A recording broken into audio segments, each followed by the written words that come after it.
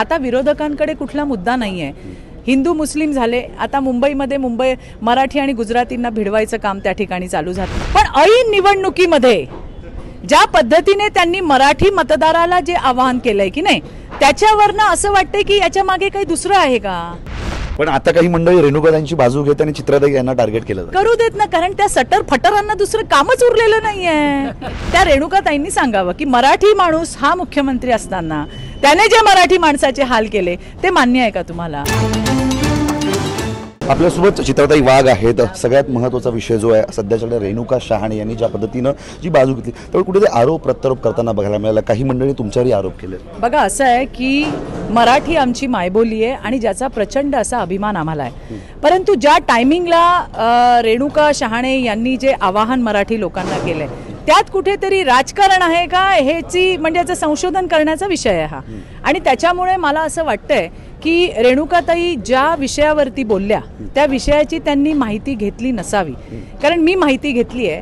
त्या बिल्डिंगमध्ये 50% मराठी कुटुंबीय राहतात आणि अतिशय गुण्यागोविंदाने राहतात, आणि त्यामुळे त्यांनी जर ती माहिती घेतली असती तर कदाचित अशा पद्धतीचं वक्तव्य त्यांनी केलं नसतं। आता विरोधकांकडे कुठला मुद्दा नाहीये।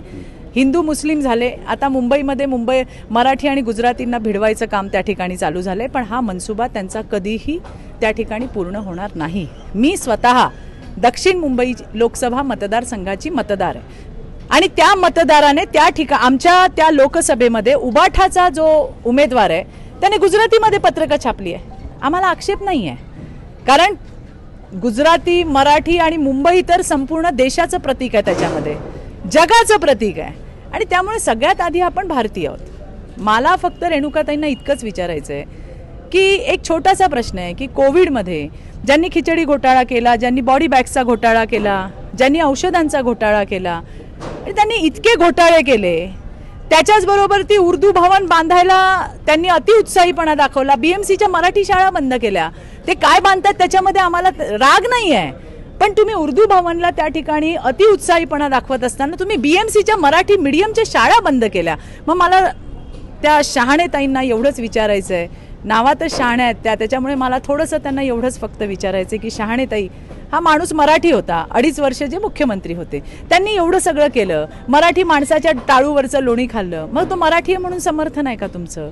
या प्रश्नाच्या उत्तराचं हमें इंतजार रहेगा। पण तुम्ही जसं म्हणताय की कुठेतरी खरंच ही माहिती आहे का की खरंच राजकीय निवडणुकीच्या रिंगणात उतरणार असू नाही, मला माहिती नाही, पण ऐन निवडणुकीमध्ये ज्या पद्धतीने त्यांनी मराठी मतदाराला जे आवाहन केलंय की नाही, त्याच्यावरनं असं वाटतंय की याच्या मागे काही दुसरं आहे का, असं मला म्हणायचंय।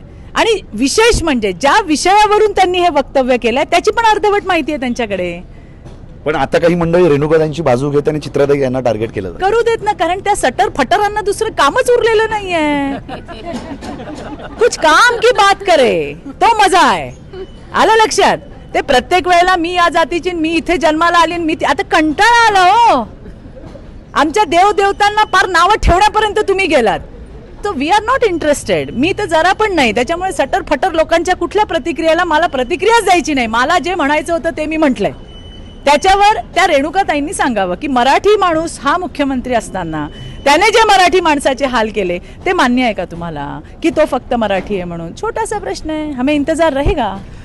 अब काम की बात करें, सटर फटर बातों में हम चर्चा नहीं करेंगे असं म्हणत कुठेतरी टोला जो आहे हा या ठिकाणी चित्राताई यांनी लगावलेला पाहायला मिळतोय। आणि पुन्हा एकदा रेणुकाताईंना माझा सवाल आहे की ज्यावेळेस कोविडमध्ये या सगळ्या घडामोडी घडत होत्या, ज्यांनी उर्दू शाळा बंद पाडल्या, त्यावेळी मात्र रेणुकाताईंनी आवाज का उचलला नाही, असा सुद्धा सवाल जो आहे चित्रा वाघ यांनी विचारलाय।